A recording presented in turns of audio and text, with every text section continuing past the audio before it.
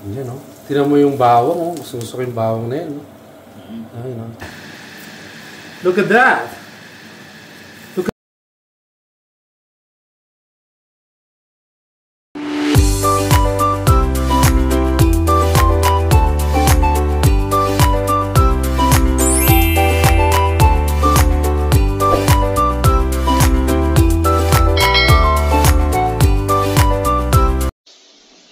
Good morning, at ito nagmamadali ako kasi may darating tayong bisita from Calgary.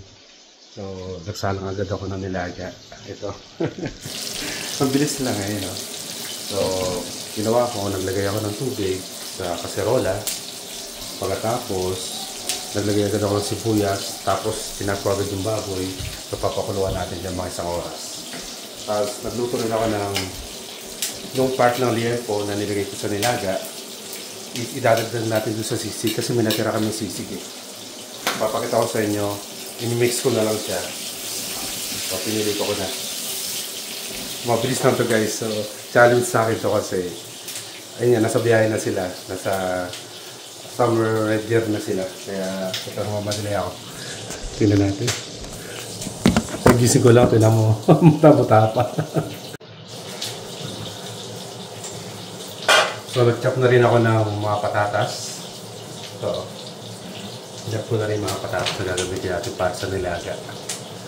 So, ang available ko lang kasi hindi na ako pumunta sa palengke.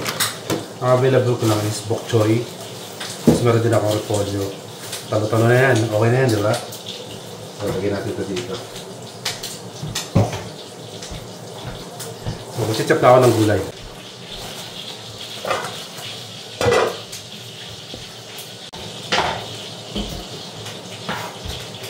Ano ba magandang hiwa nito?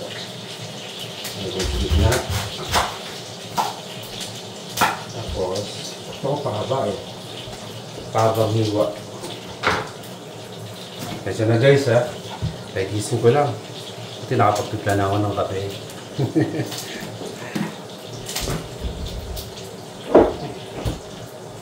So, check natin yung baboy.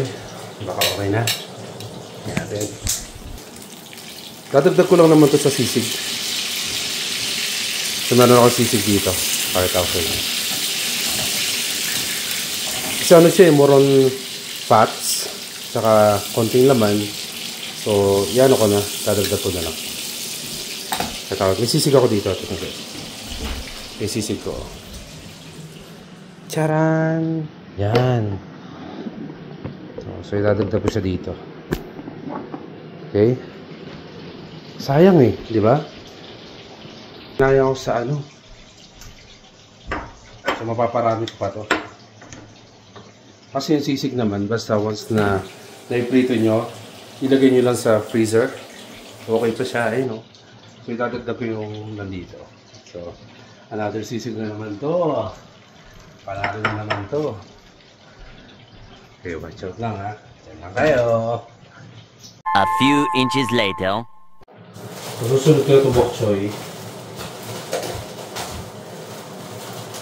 Actually, meron akong ano, peas. Hindi siya Baguio beans, pero meron akong peas. Palagi ko pwede na yan. Tapos sa assorted vegetables, meron tayo. So, kailangan mamaya gasa natin.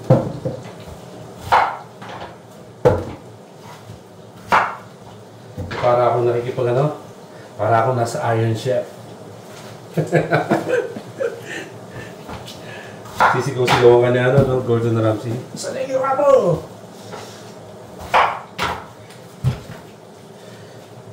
Gordon Ramsay. Ito, meron din akong sweet potato. Ang gagawin ko na lang dito, slice ko siya. Then, be-breading ko, then piprito ko para may appetizer naman tayo. So, spring onion, nakita ko lang doon. So, sayang naman kung hindi ko gagamitin. Pwede ko ilagay sa nilaga, katapos, okay naman sa sisig. So, walang sayang.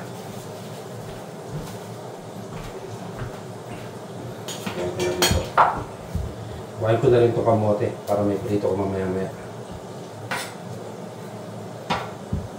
So, pagka alam mo gagawa kayo ng mga ganito, pagkahiwa nyo, lahat ng starch, vegetables, patatas na nabalatan, tsaka kamote, ibabad nyo agad sa tubig para hindi siya mangitim.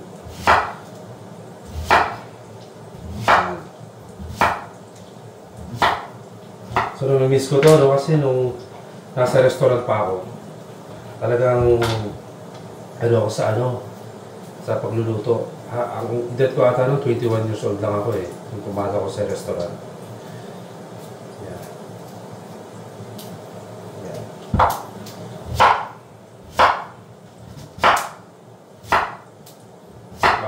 Baka may magtatanong anong restaurant, pa-comment ko na lang sa baba.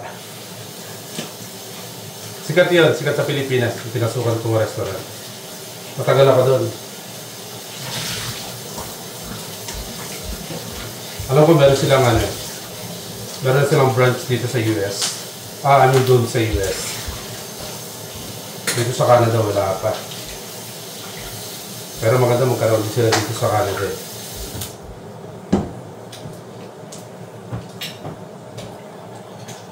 Yan, medyo naluluto na aking baboy. Hirap pag bibili na ako ng para nakikita niyo na yung ginagawa ko. So, kumukulo na yung ating nilaga. Pakita ko sa inyo.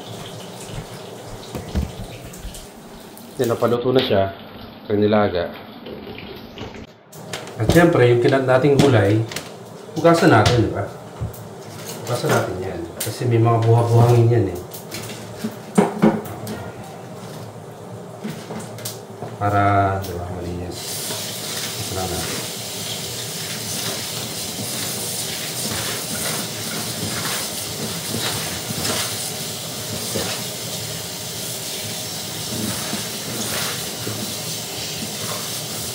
Tanggalin nyo yung mga buhang. Okay. Okay na, habang naghuhugas ako, luto na yung isang baboy. So, patayin ko na siya. Okay na yan. So, tatap-tapin na natin ito. Oops! Ingat lang. Maputok. Actually, ito isa hindi pa. Yung balat niya. Tatak na natin para sarin-tarin.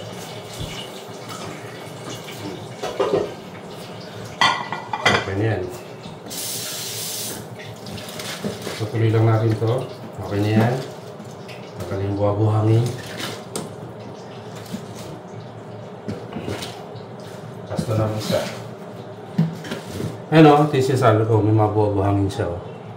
Tabi dyan. Ayun tatanggalin natin. Hindi naman kailangan sobrang hugas. Basta matanggal yung mga buhangin.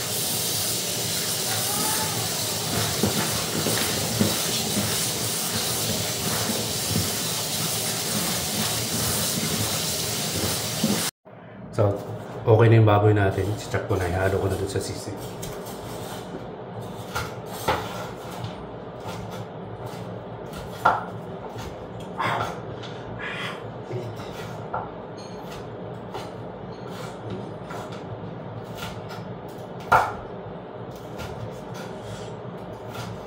A few inches later.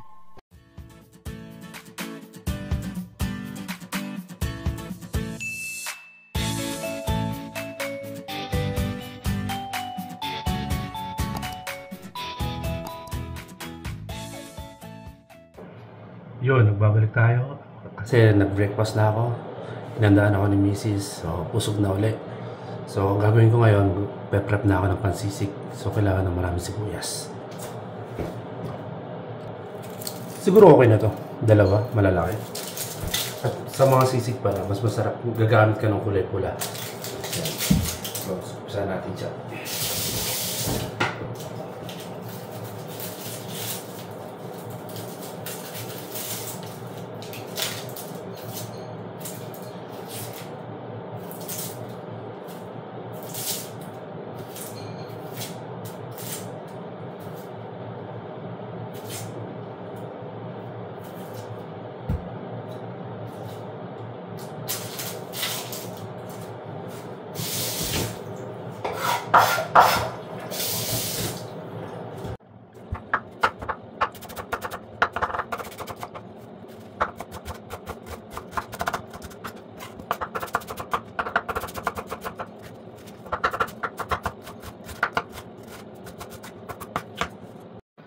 So after kumulo ng ating nilaga, lagyan natin asin konti.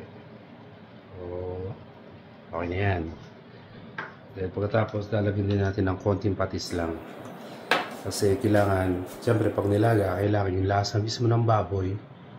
Yun yung mismo lasa ng nilaga. Actually yung iba hindi naglalagay ng kahit anong panimpla. Pero ako gagawin ko kasi mas gusto ko may lasa na mismo yung baboy. Pero hindi naman siya sobrang lasa. Parang may enhance lang yung lasa ng nilaga. Then, kung gusto nila magdagdag ng patis, na may kalamansi, na may sili, then nasa sa kanila na yun, di ba? So, kumuha ko ng patis. Siyempre, nalagyan natin ng konti. Natin lagay. Paano ba? Ito na lang. So, konti lang. A few inches later. So, isusunod ko naman ngayon, habang paluto ng ating nilaga, ay ang ating sisig. So, napainit ako ng kawali. Maglalagay lang tayo ng konting margarine. Ayan. Sa Pilipinas, kahit yung ordinaryong margarine, okay na yun. Hindi naman kailangan branded. Ang mahalaga, meron ko ilalagay. Diba? Alam, may isang do. So, lalagay natin yung margarine. Ayan. Yan, lalagyan natin yung margarine. So, yan, papasarap ng ating sisig. Tapos, after ng margarine, siyempre wala nang intro-intro pa. Lagyan na natin to. Natira pa ng konti. Ayan, sisig. Simutin ko lang yung nasa glass. Ito lang. So, inuna ko to. Kasi para after ito, sibuyas naman. Gusto ko maging crispy lang to ng konti. Yan sibuyas. So, ang halo nitong sisig, tenga ng baboy, muka, merong liempo, yun nga yung pinilito ko kanina, at meron ding atay ng manok. So, nilagay ko lang siya sa freezer. So, ang paggawa nito, syempre, yung mga part na yun, ilalaga nyo lang, lagyan nyo ng patis, o tas lagyan nyo ng konting ajinomoto or bechin, then paminta. Sunod na natin ito sibuyas.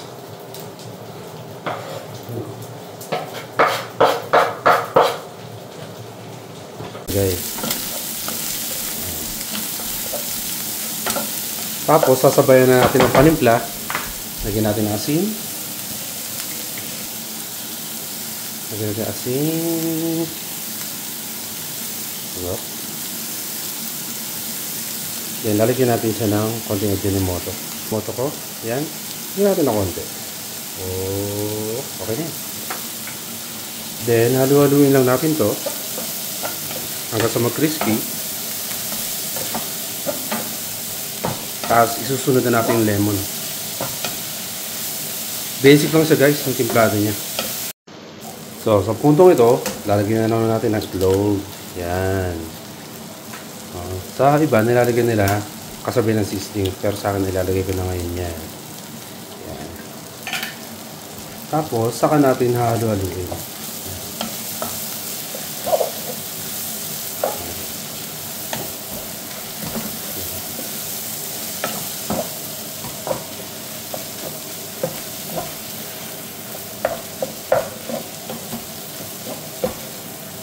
After dito, pipigaan ko na to ng lemon. Then, okay na to.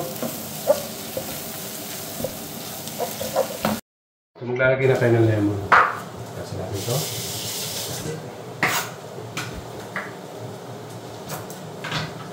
Siyempre, kailangan, gamit tayo ng strainer. Yan.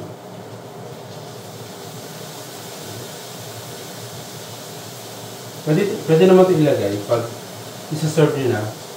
Pero ako nalagay ko na kasi baka makalimutan. Kasi paluto na rin naman itong sisig natin. Yan o. Ayan. So ngayon, titikman natin yung sisig natin kung tama ng lasa.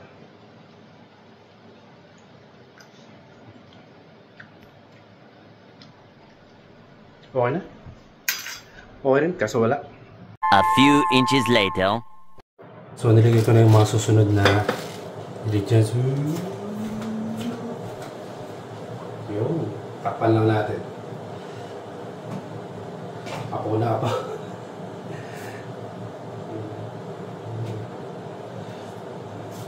Lulubogin naman yan eh. At ilagay na rin natin yung beans, syempre. Ilagay natin itong beans. Yan. Ayun yung pinaka-pinali. So, okay na yan. Oop! A few inches later.